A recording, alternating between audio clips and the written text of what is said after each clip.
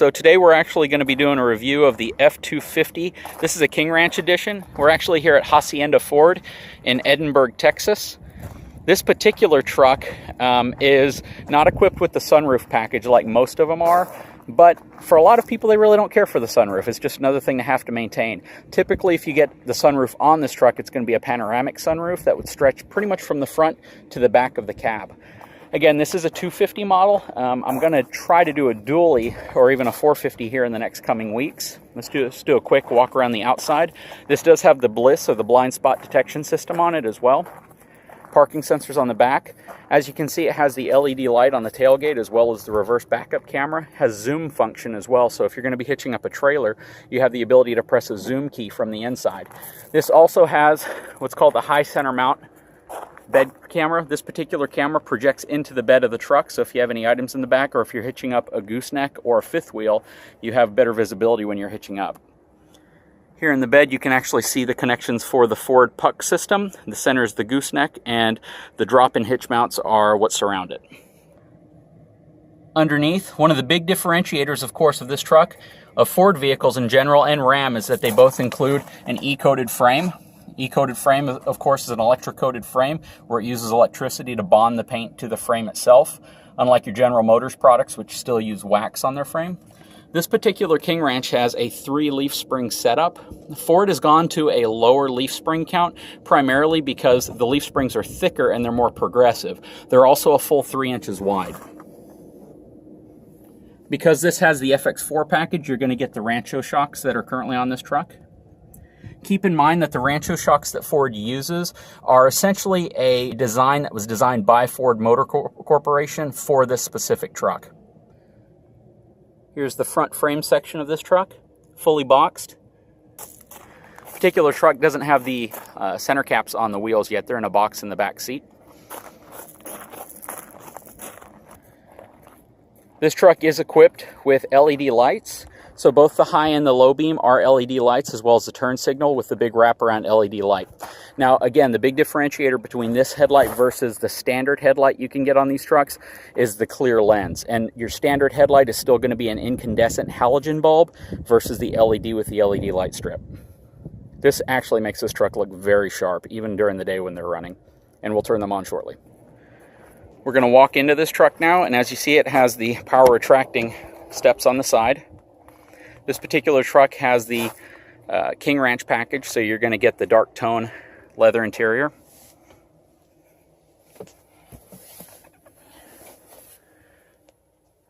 This truck does come equipped with Sync 3, and it has the 360 camera system on it as well as lane departure. Just let me get up here so you can see that. On the FX4 package, as long as it's on a single rear-wheel truck, you're actually going to get the ability to electronically lock the rear differential by simply pulling on this knob. So another really unique thing about this little center console area is Ford actually patented this cup holder system where it drags over and allows you to put 4 large cups. In the previous generation Super Duty, you just had 4 large cup holders. You could remove a section if you'd like. And you can add more space, but in this particular system, you just simply slide it over.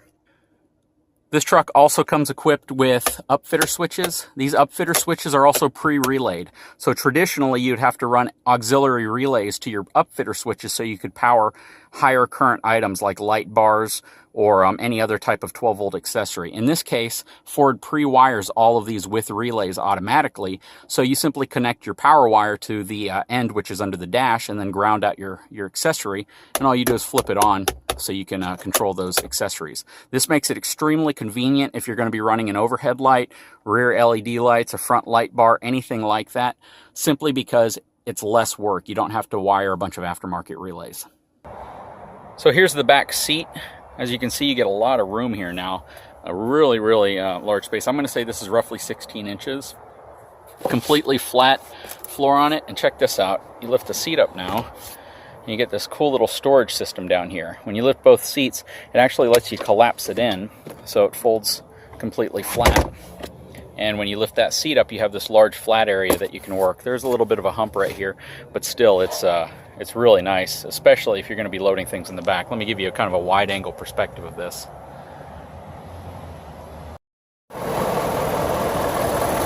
So guys, here's actually under the hood.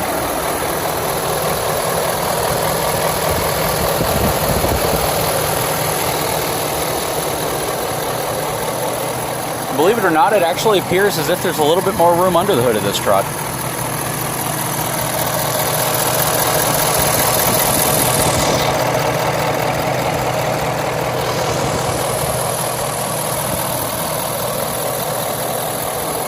Dual batteries.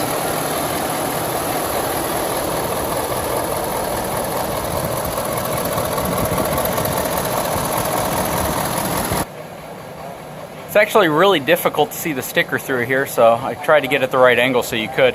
This truck has a $75,120 price package. If you were going to get this in a dually, either a 350 or 450, that price would probably go up by another $4,000.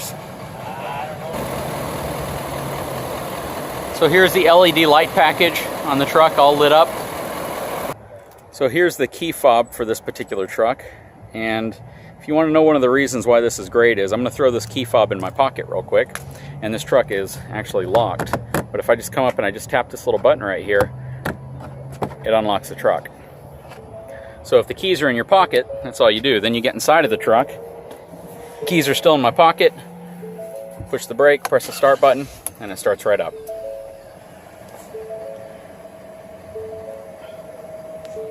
And then when I get out of the truck, turn the truck off.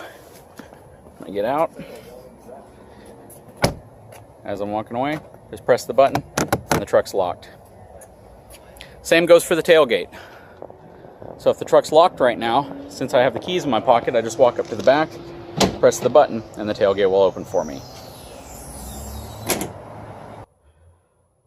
So something that's a little different about this truck than the previous year. On the previous year, if I wanted to fold the mirrors in, you could do it regardless of the truck being on or off. But now the truck actually has to be on in order for the mirrors to fold in.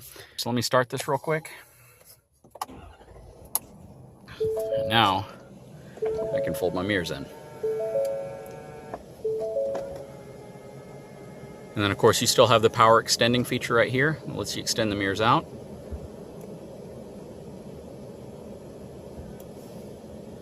Here's another view of the 360 camera. So you can actually go through and change different perspectives. You can see your side view. A lot of technology in this truck for sure. So here is the rear axle setup on this particular truck. On their 3/4 ton trucks, they run Sterling axle on single rear wheel, and on their 1-ton single rear wheel. Dual rear wheel trucks like the F250 and 450, they actually run a Dana axle.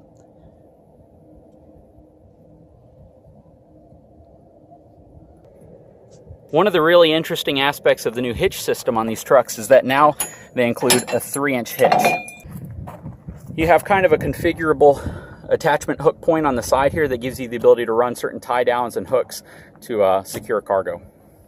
And then the tailgate on these is actually hydraulically assisted, so it opens and closes with a lot of ease. Pretty much when you get to about the 3/4 point close right here, it pretty much will go up on its own almost. So we're going to hop inside and take this thing for a test drive. Very quiet diesel engine. I'd say it's definitely a quieter engine than the 2016 model. So the truck's now in reverse. One of the interesting things that I like to point out is if you're about to hitch up a trailer, your traditional bumper pull, you have this little magnifying button here where it'll actually zoom in so you can see a much closer view of your hitch, which can help you line up much better and much quicker. And then you can see the 360 camera view. I'm going to back into this spot right here so you can kind of get an idea of what the 360 camera looks like. Now this camera is actually based off of 3 cameras that are on the truck being used, or 4 total. 1 on the front in the grille, 1 on each mirror, and then 1 on the back tailgate. You can see right here how you have a really good view of both vehicles that are on each side of the truck. I'm about to turn onto the street here so you guys get to see a little bit of how the acceleration of this truck is. It's definitely has a better throttle response, and it's a more powerful V8 diesel than the previous generation. Like I said, when I did the GMC test drive, the throttle felt very sluggish, like you really had to lay into the throttle to get the truck moving. This one has excellent throttle response. You press the gas and it instantly wants to pick up and go. The interior volume, as far as how quiet the truck is, I'd say it's definitely quieter than the previous model. You can still hear the engine, but it is at least as quiet as like the GMC was. So real quick, while we're at a red light here, here's your trailer brake controller, gain controller for it. Here's your center stack. So I've pulled off the side of the road here real quick, just so you can kind of get an idea of how balanced the truck feels when you're going over kind of a rough terrain environment. Again, it still feels like a 3/4 ton. It just doesn't feel like it oscillates or moves as much in the frame section as it typically would in the previous generation. I'm going to go off this curb here so you can kind of see as well. This curb's probably a 6 to 7 inch drop.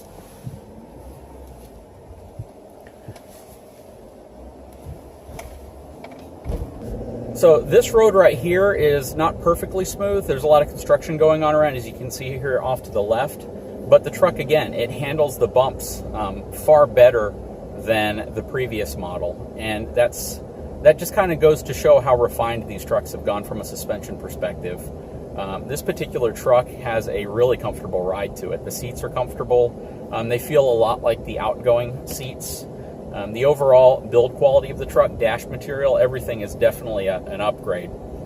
Again, I do kind of wish Ford stuck with the open C-channel frame, but from a stability perspective, I have to admit that the box frame definitely feels more planted and more solid. And again, a lot of folks want to know what the benefit of aluminum is in these trucks. The real benefit is the weight reduction to allow increased payload. You have the weight of the truck plus whatever you're towing behind it, and you can increase that if you decrease the weight of the truck. So it gives it more capabilities. However, the reality behind it is if you want to haul heavier stuff, safely, you need to reduce the curb weight of the truck or the unloaded weight of the truck, so you're able to do that. And by reducing that weight, you can keep the truck under its gross vehicle weight rating and still haul more material or carry a heavier load. Again, I want to thank Hacienda Ford here in Edinburgh, Texas, for allowing me to do a pretty detailed review of this King Ranch F250. I hope you've enjoyed the review. I know it's a little longer than most of mine. But if you do, please like and subscribe to my channel. Thank you.